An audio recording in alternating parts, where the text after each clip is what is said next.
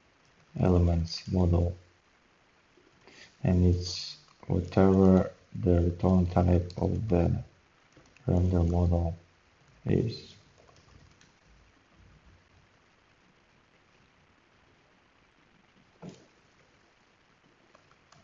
Like this. And that way we can actually say that these guys accept the elements model of this type. This way we can say that we have only one argument for the model everywhere.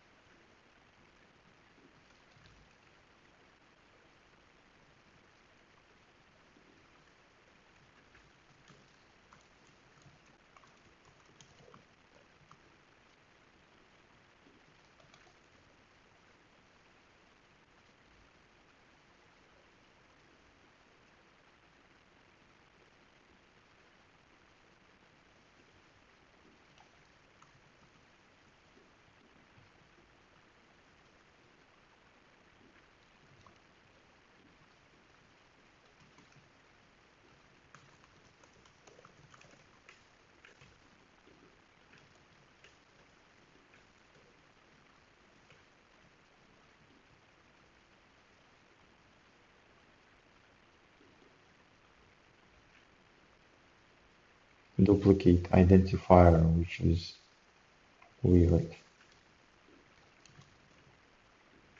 Oh,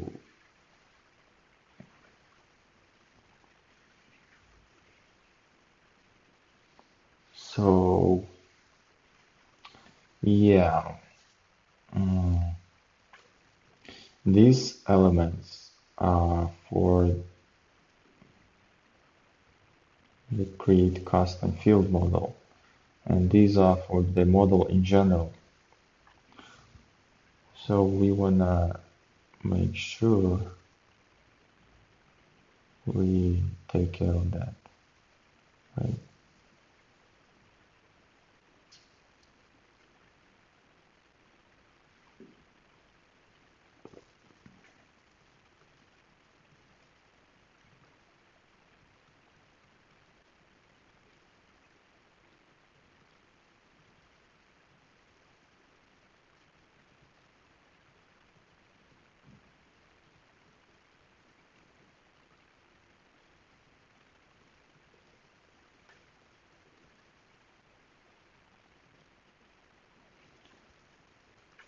Custom field, like that.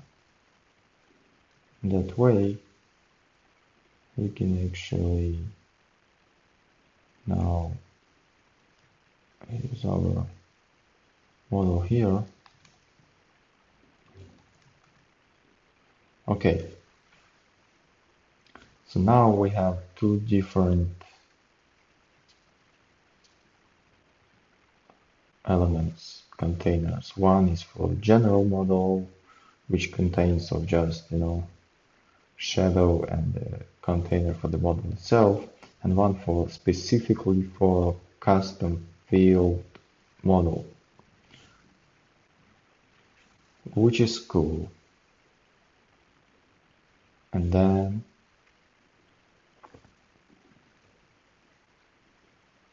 we want to say that we just pass a single argument to all of these guys, like that. So we can, in theory, just render now this stuff. Cool. And if we create stuff, we can actually have it. Yeah.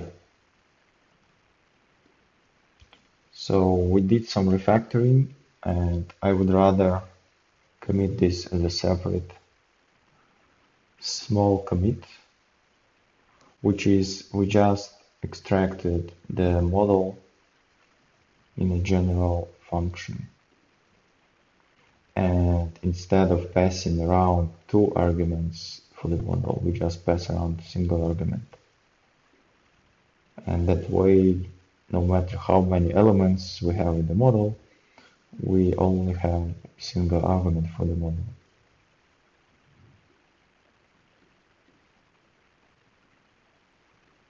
So I always try to make these kind of simple replacements in a separate commit, because if I combine them with other changes, then it becomes a mess and hard to understand.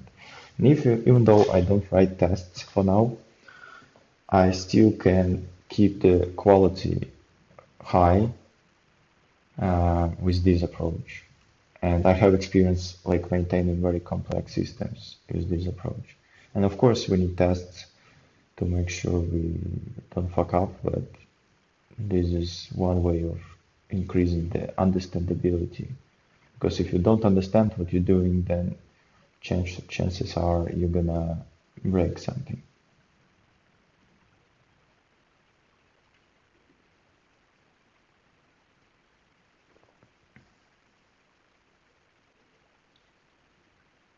Okay,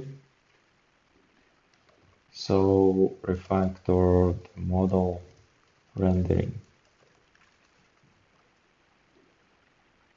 Okay, very nice.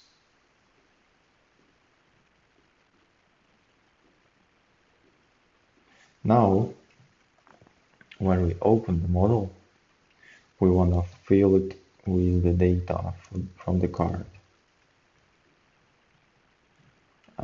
Fill the model with the data from the card. Right.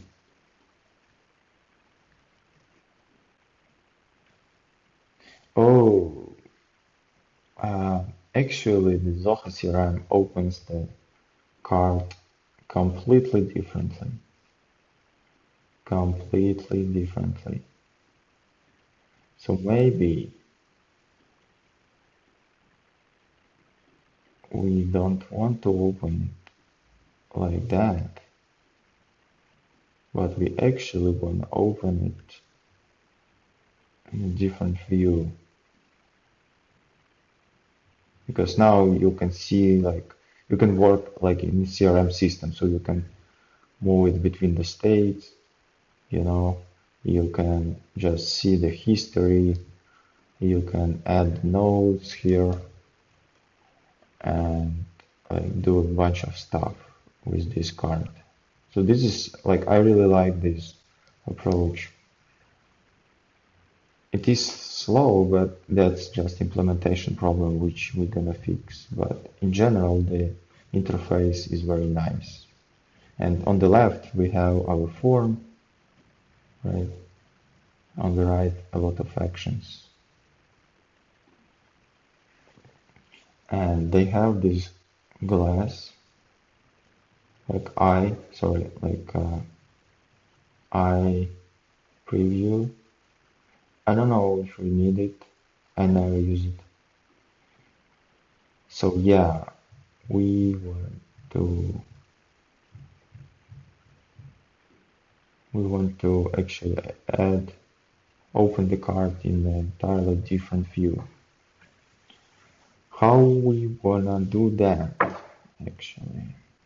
So we're not gonna open. Yeah, it's not gonna be a model. It's gonna be a completely different content. And it also should change the URL, by the way, so that I can refresh the page and I can open it like that. Right. So it looks like we want to replace the whole content with another content. Right.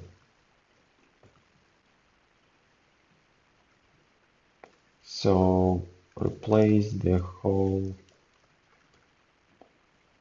root content with another.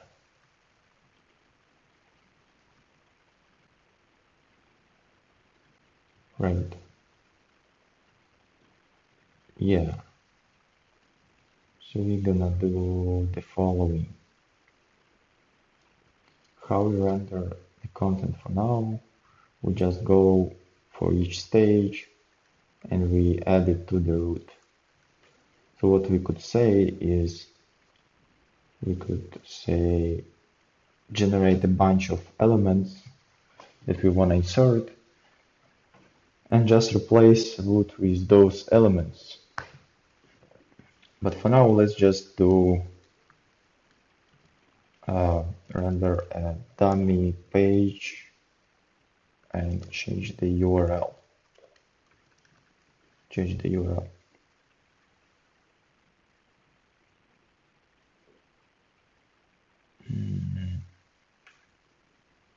So we can say like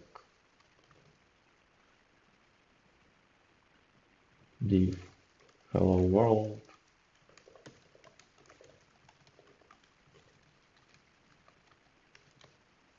and say in the text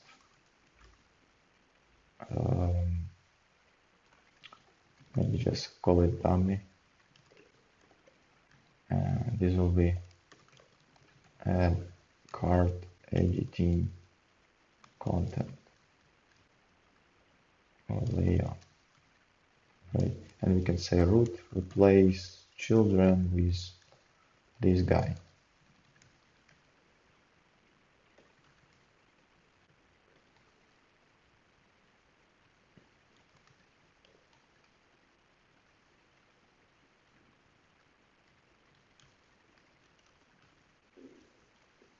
Like this. So we click and we replace it, right? Oh, and it has some kind of styling. It has some styling.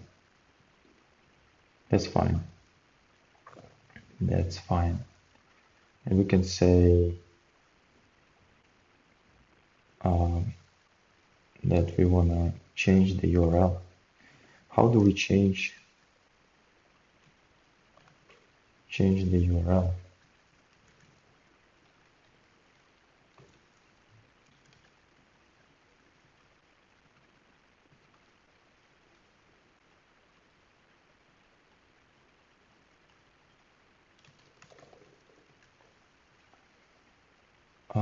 Maybe it should be like a history, URL history, I guess, because I should be able to open the card and click back. So it should go to the history. History API provides access to the browser's session history through the history global object. It exposes useful methods and properties that let you navigate back and forth through the user's history and manipulate the contents of the history stack. This API is only available on the main thread. Concepts: back, forward, and go. I should probably use go. Method loads a specific page from the session history. You can use it to move forwards and backwards through. No.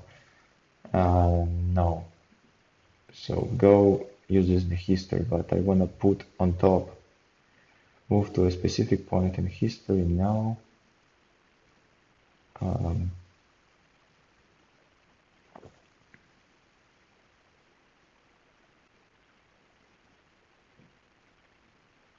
Add, replace, and move within the browser history for the current tab. Push state. Push state. What is push state?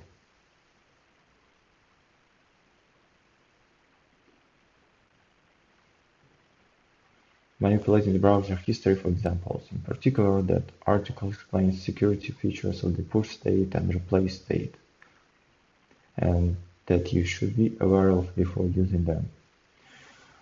Adds entry to the browser session history stack. That's probably what we need. This method is asynchronous. Add a listener to the pop state event in order to determine when the navigation has completed. The state parameter will be available in it. So you pass it some kind of state, unused, and URL state. The state object is a JavaScript object which is associated with the new history entry created by push state. Whenever the user navigates to the new state, a pop state event is fired, and the state property of the event contains a copy of the history entry's state object. The state object can be anything that can be serialized. Because Firefox saves state objects to the user's disk so they can be restored after the user restarts the browser, we impose a size limit of 16 megabytes. The serialized representation. If you pass a state object whose serialized representation is larger, the method will throw an exception. If you need more space, you are encouraged to use session storage and/or local storage. Unused. This parameter exists for historical reasons. Okay. URL. The new history entries URL. The browser won't attempt to load this URL after a call, but it may attempt to load the URL later, for instance, after the user restarts the browser. The new URL does not need to be absolute. If it's relative, it's resulting relative to the current URL. The new URL must be of the same origin. Otherwise, we throw an exception. If this parameter is not specified, it's set to the document's current URL. Okay, that's nice. So we push the state. We say the URL is current. Oh, no, sorry. This should be just unused. Passing an empty string is safe against future changes. Okay, so we always pass empty string, we pass the state and the URL. That's nice.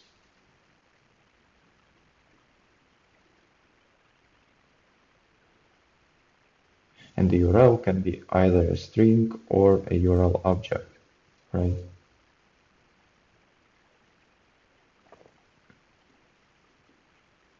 Okay. So all the browsers support it, which is nice. What is replace state? Replace state modifies the current history entry, replacing it with the state object and URL passed in the method parameters. This method is particularly useful when you want to update the state object or URL in response to some user action. Asynchronous pop state. Okay. I don't need that. So we want to change the URL. So we say history, maybe even go here, I don't know, history dot push state, then we say data, and the data will be, maybe we can just pass the state, like whatever we have in here is gonna be here, and then unused is an empty string, and the URL will be probably some kind of ID for the card. ID for the card and ID for the pipeline. But for now, pipeline is always the same.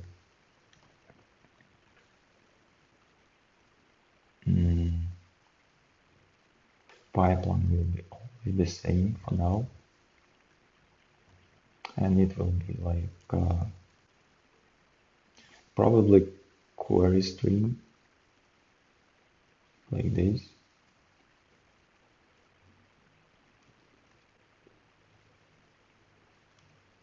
So URL new or next will be the card slash and the card ID. How do we get generate card ID somehow. Well, it's gonna be on the server most likely. So the server should know how to generate the card ID because multiple users can do this, and it's better to do it on the server. But for now, we can just say like,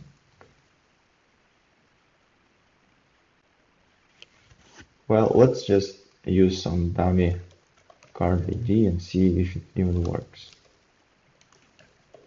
Right.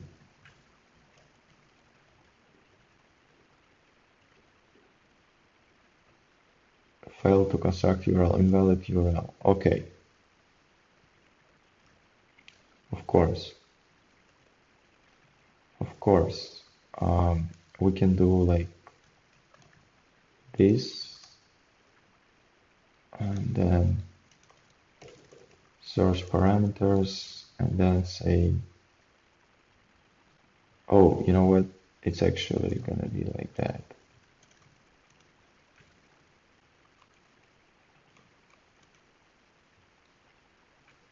Card ID, dummy card ID, right?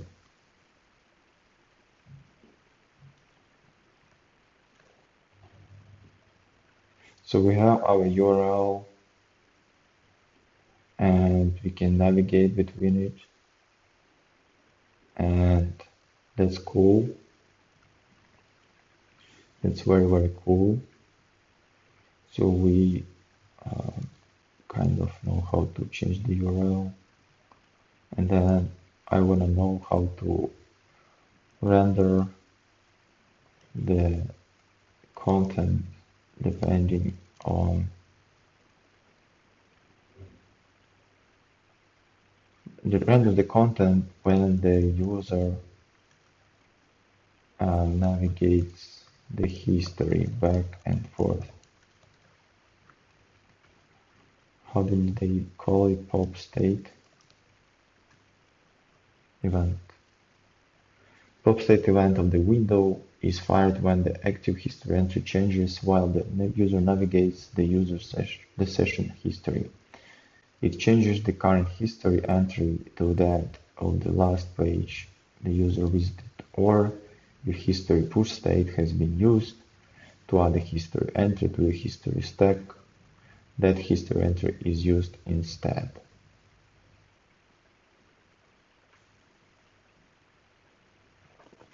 Yeah, we will probably, because the state can change, we will probably need to,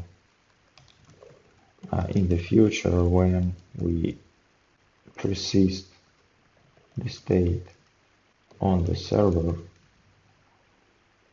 we want to get it from the server and no need to keep it in the browser state history.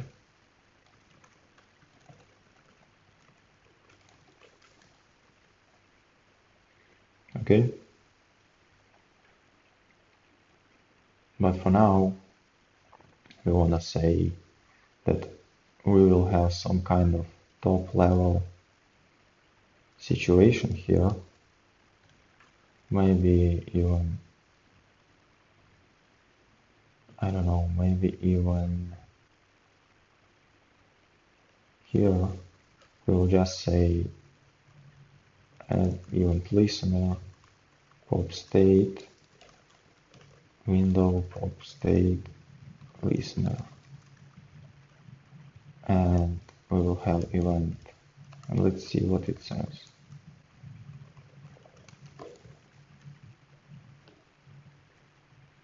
Pop state event.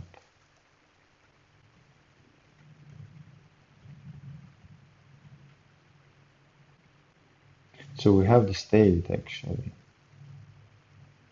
which is kind of crazy. It's so cool. We have the state and we have the source element, the target element, current target, and location. Location. Where is the location? Here it is. Location. Right?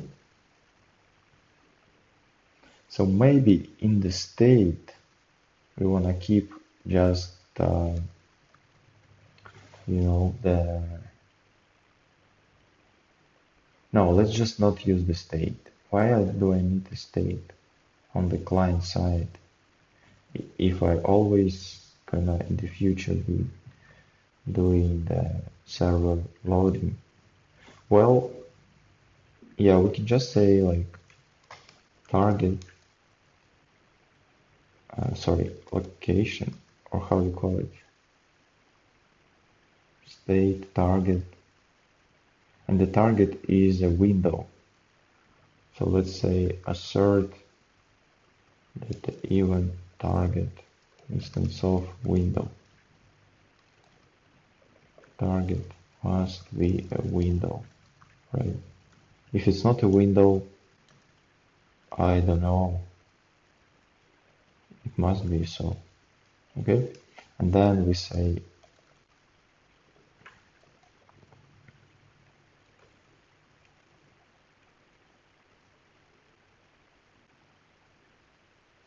okay, so it does not cast.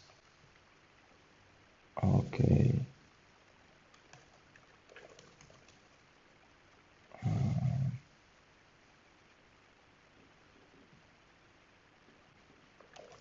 Base.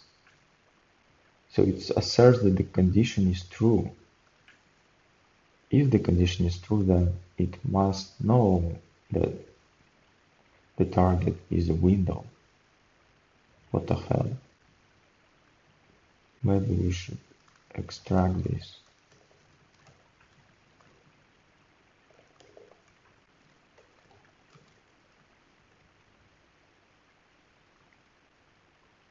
What? So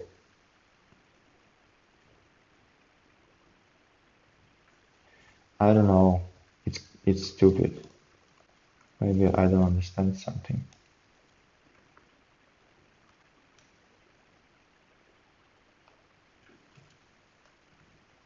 Ooh, maybe it's because I did not use the semicolon. No. Okay. Anyway, I don't know. It's like window.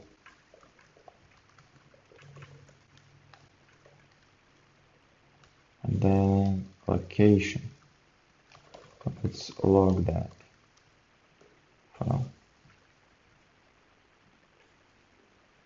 And the location has the host, the href, the path name. So should we parse it? Right.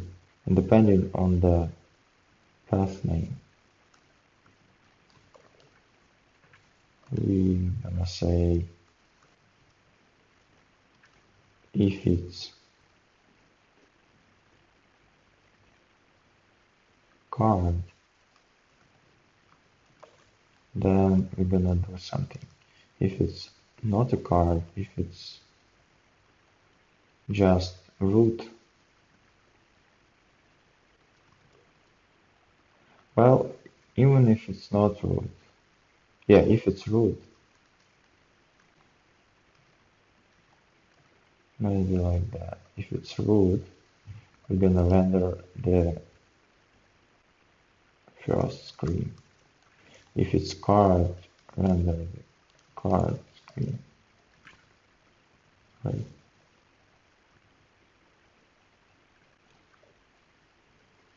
And so we wanna say that rendering the first screen is actually this. So going through each stage and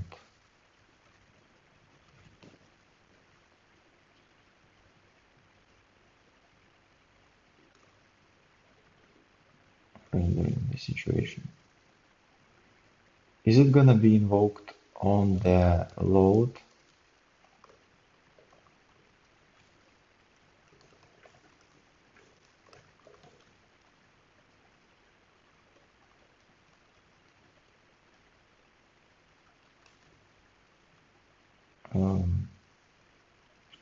Let's look into that.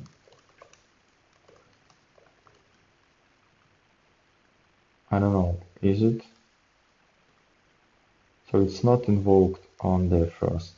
So we have to have it in a separate function anyway. That way we're gonna say render screen pipeline. Let's call it like that.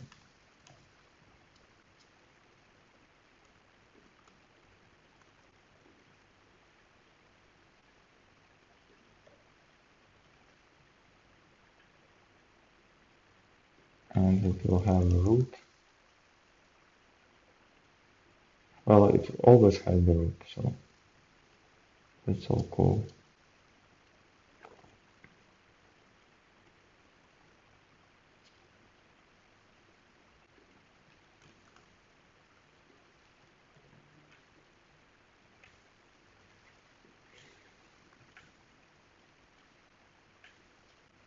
And we can invoke it immediately,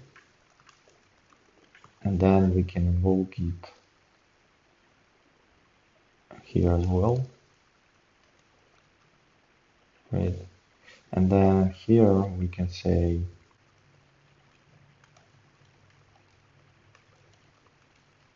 render screen card, and it's gonna be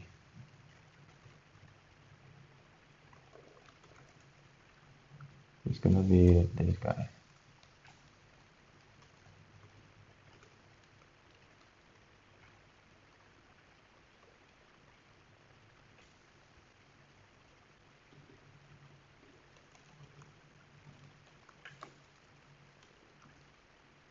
Right.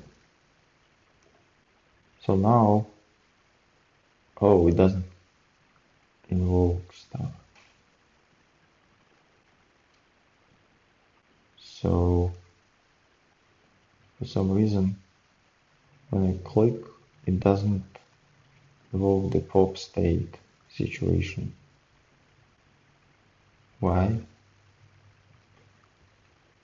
Push state. So I invoke the push state. Oh, so pop state is only for history situation.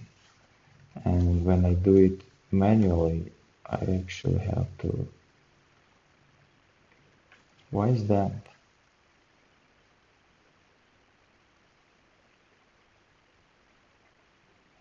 Okay, I don't know.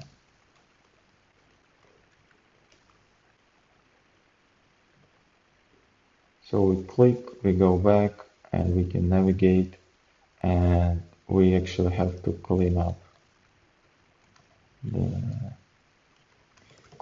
the previous screen.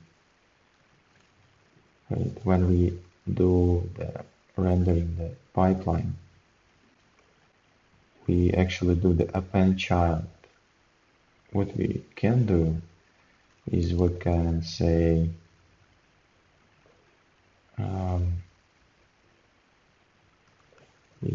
div or just say like elements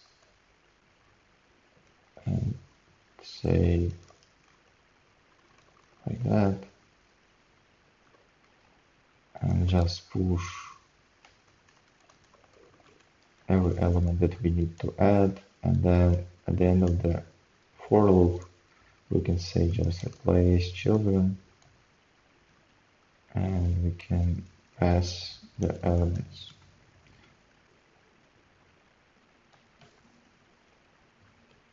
with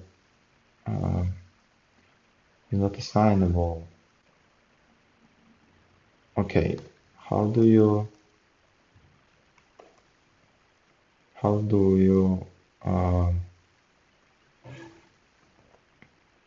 TypeScript array spread, I guess. Is it a spread? Okay, it's a spread. Fine. What is the difference? I don't like the spread operator because spread operator actually, first of all, let me just explain a bit. So why do I do the replace children? I could be doing like append child and clean up before and then append child in a loop. But I do a replace children because I wanna make it as fast as possible. And to do that, uh, if I can do it in single transaction for the browser to modify the DOM in single instruction, the browser natively will be able to optimize that and calculate all the styles and all the layout, positioning and all this stuff in one pass, and it will be fast. So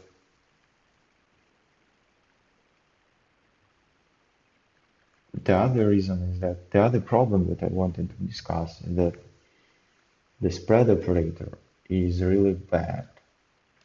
And the bad it is, why, let me show you. I probably have on my main project, I probably have some kind of documentation on the spread. Yeah, this is the problem I'm talking about. JS stack size.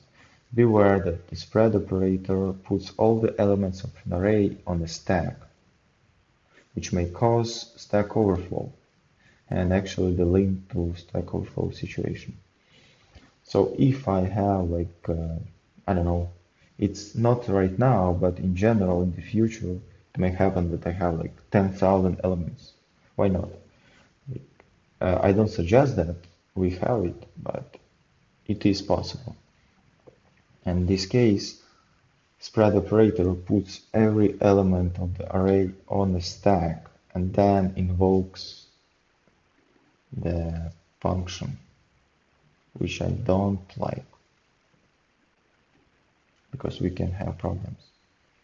So if it's possible, I would rather pass the array directly without this spread situation. So maybe some of the other methods or functions can do that. And then replace child.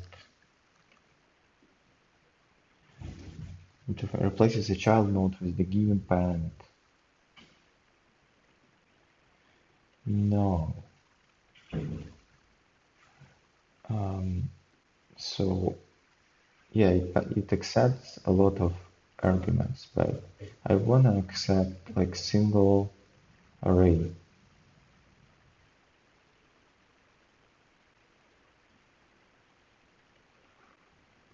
So it's probably not available.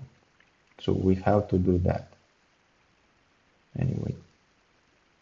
Or we can append whatever is suits better for us. For now, yeah, for now let's just keep it like that. But keep that in mind. So let's test our navigation. It's not working, which is not that fun. Oh, it is working. Yeah, always good. We have our history, which is great. And then we can, yeah, we can generate the card ID later, like on the server probably. So let's just forget about it.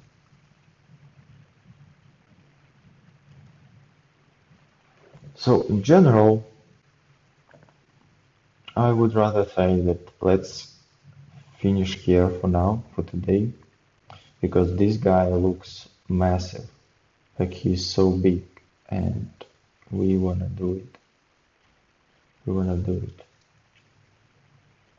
later.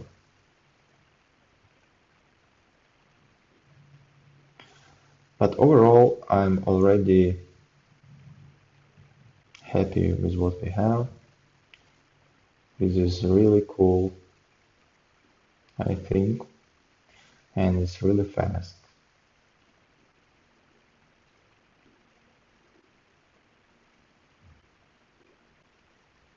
We have some bugs here that we want to fix later. But anyway,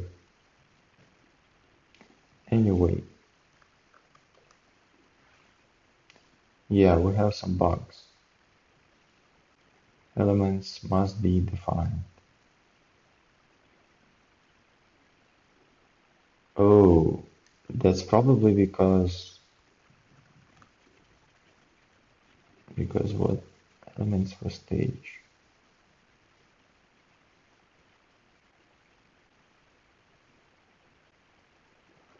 That's interesting.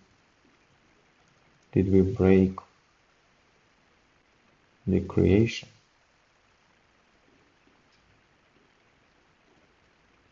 Cards.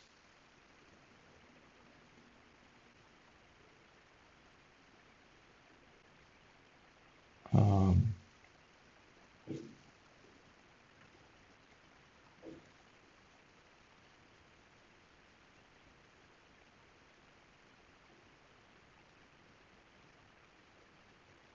oh, by the way, we have bug here as well.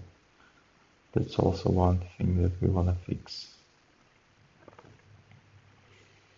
But we broke the creation of the card.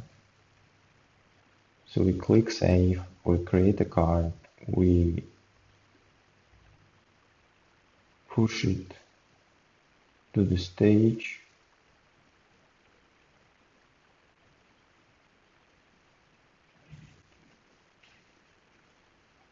and we don't have elements for this stage,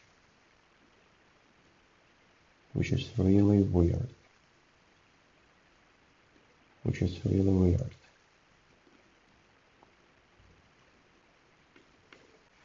Okay, let's see. Let's fix it.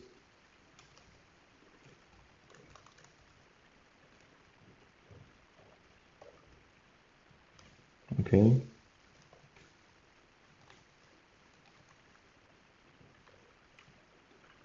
So we have elements and it's not defined. And where is it defined?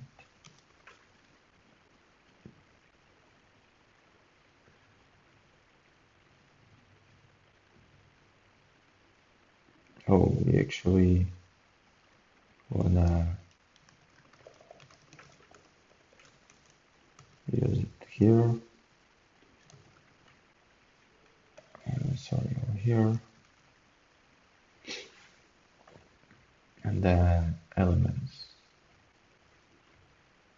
Oh, because we defined the elements over here, maybe that's the one that it uses. Nope.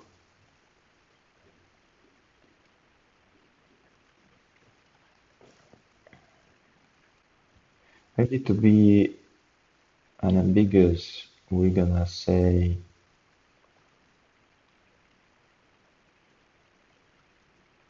that this is element's root.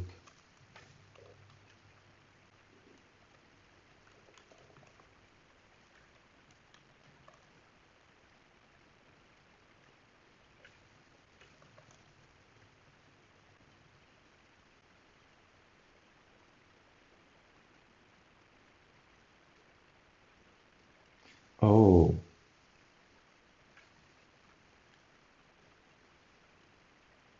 so we have, yeah, ambiguity here.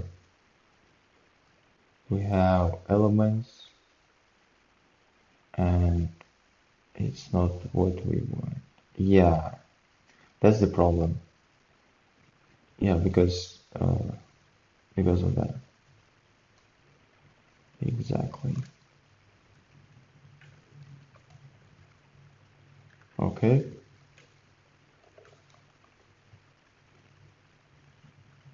Yeah, that's fine. Let's see. Yeah, it works. Works magically. Works magically. Yeah. Okay. Very nice. So we fixed this bug and we kind of have the ability to open the card, but the card is not rendered properly yet.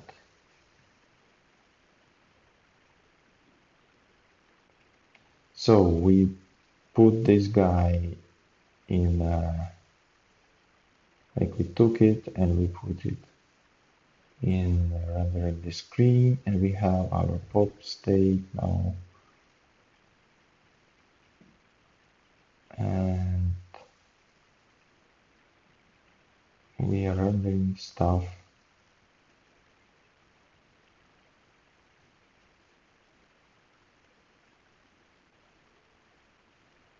Right. Yeah, we are rendering stuff now in function, rendering the screen for the card and for the pipeline. Right. One thing that I don't like is that sometimes render functions for us, they directly like mutate the DOM, and sometimes they just return the element which we then mutate into the DOM.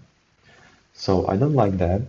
I would rather keep consistency and say that all the render functions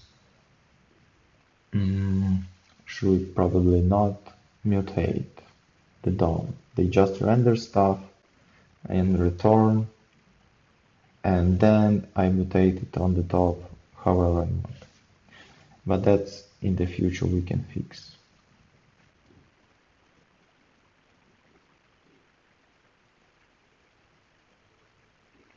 So ability to navigate between the pipeline and the card screens.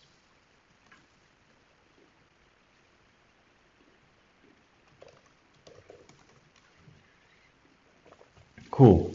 So thanks everyone for being with me today and listening and watching to the end of the video. And I see you on the next video.